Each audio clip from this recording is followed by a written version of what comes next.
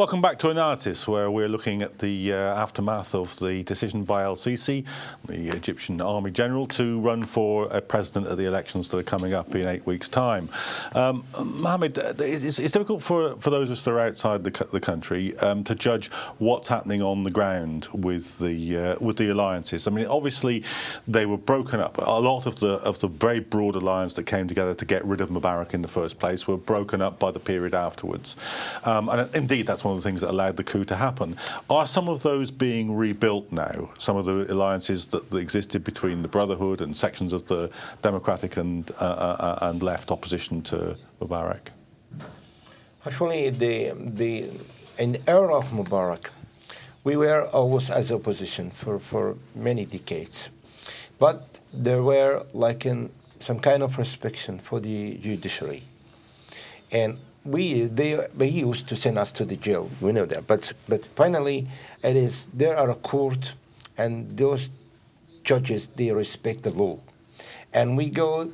Sometimes or maybe always they send us out of the jail, release us, and then Mubarak and his regime has to put us under the law of emergency law. Then it's coming from the police, from the Ministry of the Interior, to send us again to the jail. And that happens with me many, many times like this. But finally, there are judiciary being respected. Only few of judges, they belong to him. He used to dare them, to use them against us, or to use them in frauding the election. This also as happened in the parliamentary election in the 2010. But now, actually, it's something we cannot understand it.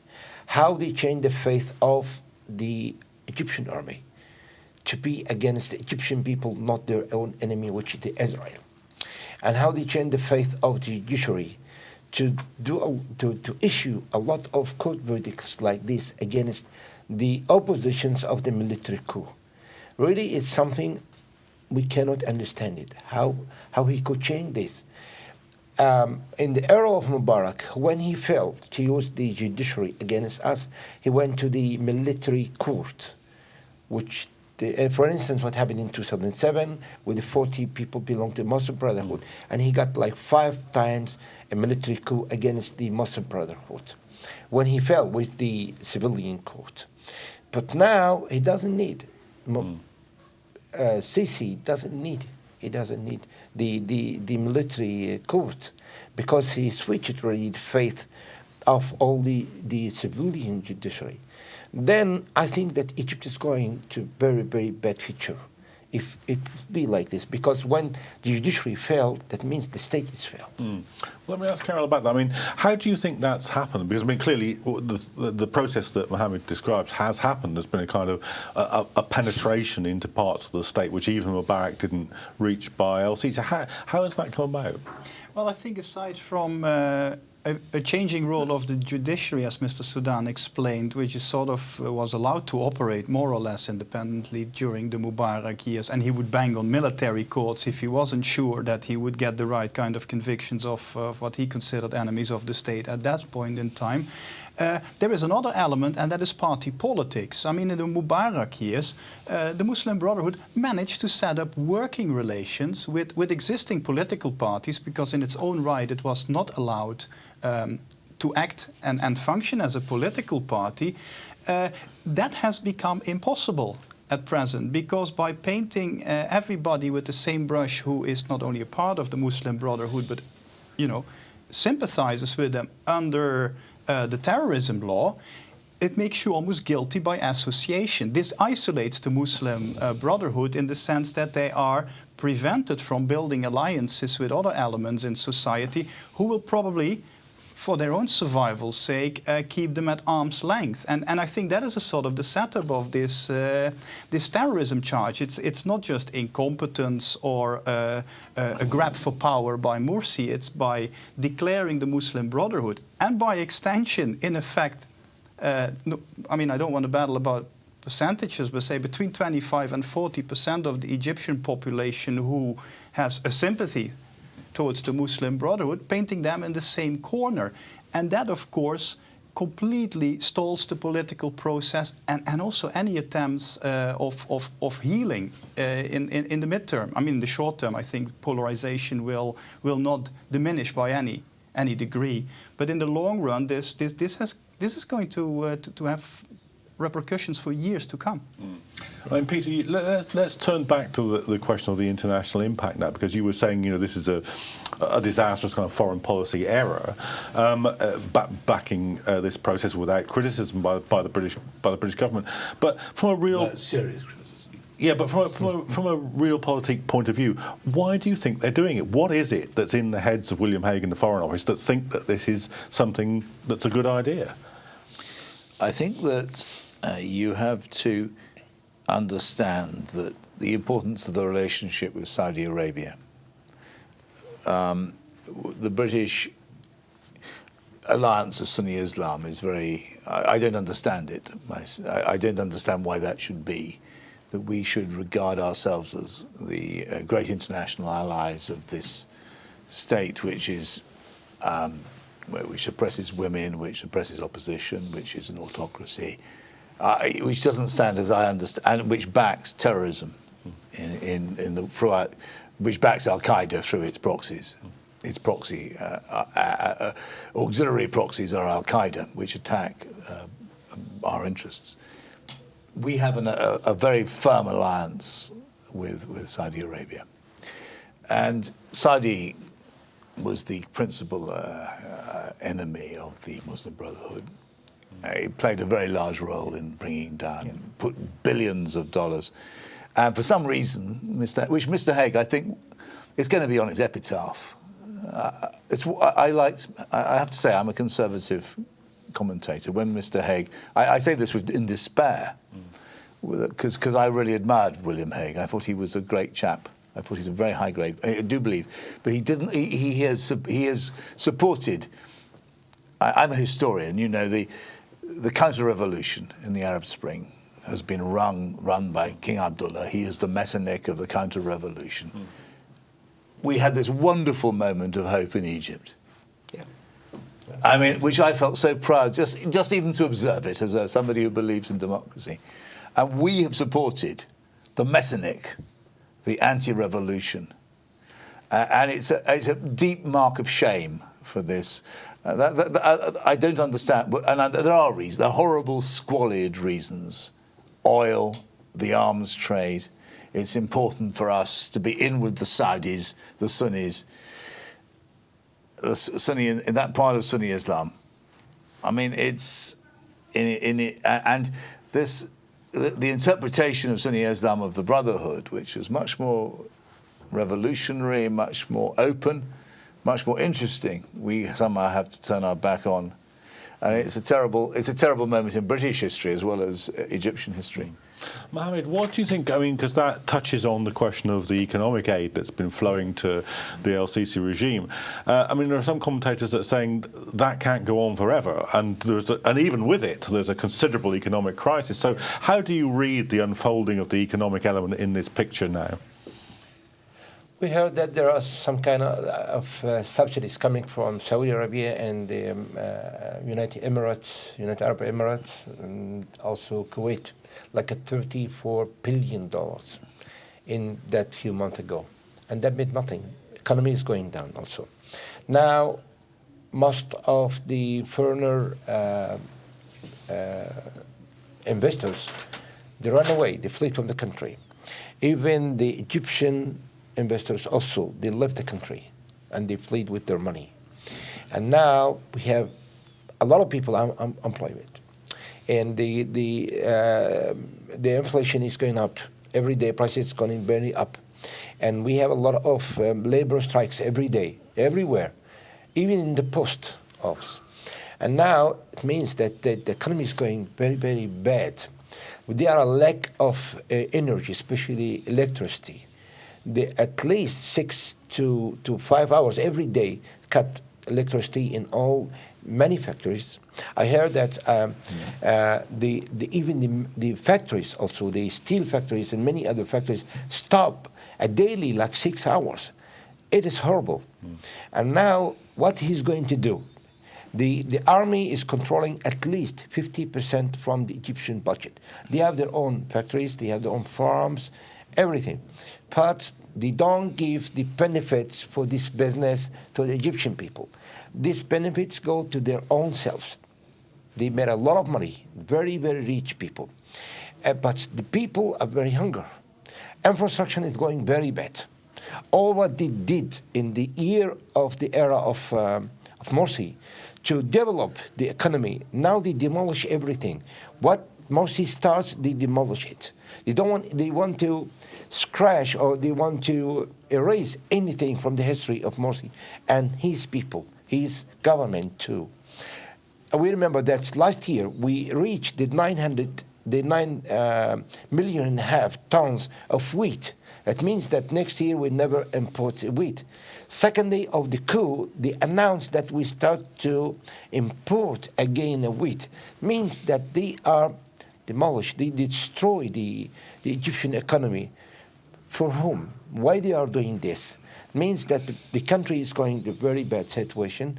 Those people, I think that they are working against the Egyptian people themselves. Let me just bring Caroline on this question, because one of the points where there's been a kind of outburst of resistance, which has been, highly suppressed, obviously under El-Sisi, was when they failed to implement the minimum wage, and then there was a sudden outburst of strike activity, probably one of the higher points of resistance. Do you think that's because of the kind of conditions that Mohammed's describing? Is that more likely now?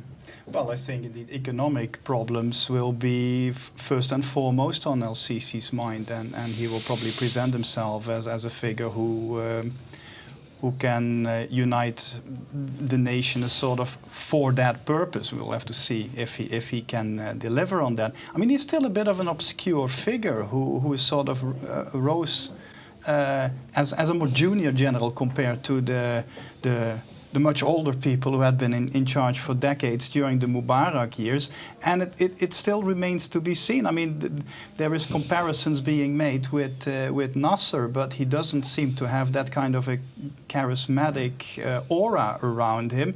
We might very well see a similar situation we had with Mubarak in the early years, where everybody sort of dismissed him as an interim president, colorless, and what have you. Yet he served longer than Sadat and Nasser together. So it's very difficult to gauge where this goes. But Peter made an important point in regards to the international configurations that play a role as well with, say, at best lukewarm stance the West has at present towards the way politics is unfolding, not just in Egypt, but in the whole region. And the Saudis are superb Machiavellian political operators. They have only one interest at heart, and that is the survival of the Saudi dynasty. And if you remember, in 2011, Riyadh was seething with anger that the West dropped Mubarak overnight almost, because, that didn't bode very well for themselves. When they saw the Saudis actually gradually turning against the Muslim Brotherhood, which they had supported for decades during the Nasser and even the Sadat years, as long as it served Saudi interests, I think the West was a bit at a loss there in how to respond to that. Things got even further complicated with the extremely opaque situation we have in Syria. I think there is a bit of a problem in Western policy making, that events are unfolding so quickly and the variables are so many and so unclear that they simply sort of bang on the experience in Riyadh, who has had a tendency, and I spent 10 years in that country, of always coming out on top somehow. I want to add, I'm sorry, Jean, that also the tourism now in Egypt, tourism industrial, it's maximum 4%. And then we have like 11 million people works in this kind of tourism industrial. We lose it also. We have a lot of tens of countries, they ban their people to go to Egypt. It's because there is no any kind of security in Egypt right now. He lose. Every day he lose. What are you going to do in this? And I understand that a lot of Western countries do not recognize that what happened in Egypt is a coup, but the people understand this as well. The people, not the governments, but the people understand this, and they are not satisfied about this too. I mean, Peter, there's a great deal of truth in what Carol says, in that there's no point at which Western policy has actually been able to take on board, in the moment when it was happening, developments in Egypt. I mean, they were late to the point of catastrophe in siding with the revolution against Mubarak. They couldn't make up their mind whether or not they were going to back or not back the Morsi government. And indeed, I mean, you might argue that one of the reasons that Morsi became unpopular because the perception was that they were. And now they're one more time at the back of the train here. I mean, and at the same time, this is creating a space where it seems to me, at any rate, that Saudi policy is taking off in a way that the West doesn't like. Hence Obama's visit in the last few days to try and get it back on course. I think the problem we have, and again it upsets me enormously as somebody who's a British citizen, but also is that we don't stick by our values. All we need to do is think, what do we believe in? Democracy. That's what we believe in. Freedom. And back that. And instead of which, we consistently betray those values, both internally but externally as well. And you spoke so eloquently and with great learning about this curious relationship that we have with Saudi Arabia. And it's a deep moment in history, I believe. The because Egypt is so important. It's been the leader of the Arab world for so many years. It's one of the great nations of the world, going back millennia.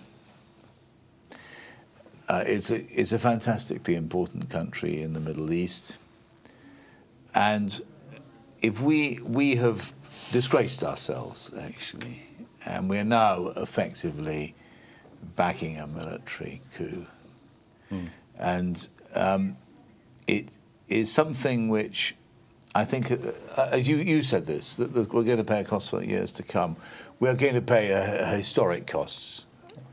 Mohammed, what are you saying to your supporters now? What kind of timescale are you saying, look, we have to make our way through this, but we have some sense that LCC's support will erode? What kind of timescale are you thinking?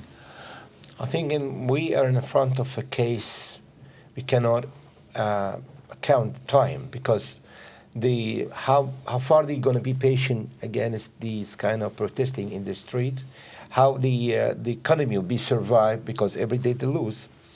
And also, I believe that their opposition is going to increase every day, because the people start to be angry from them. He promised them from the beginning that he will not go to the people. He is not will get a more rank. He will not be run for a presidential, and he's a liar. He did it, and he promised for democracy, and we never see any kind of promise democracy. He promised to have a beautiful and wonder style of life for the Egyptian, and that never happened.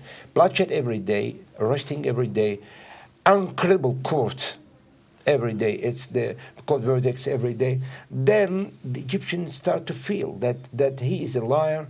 He is not sincere.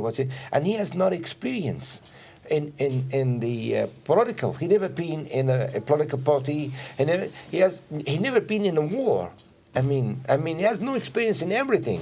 And then what are you going to give to the Egyptian people? Okay, Nothing. well, on that precise question, we're going to have to leave it because we've run out of time. But the Egyptian revolution hasn't yet failed to bring up a surprise on practically every month of its existence, and I'm sure it won't be any different in the future. And we'll be analysing it here on Analysis, so do rejoin us for future episodes.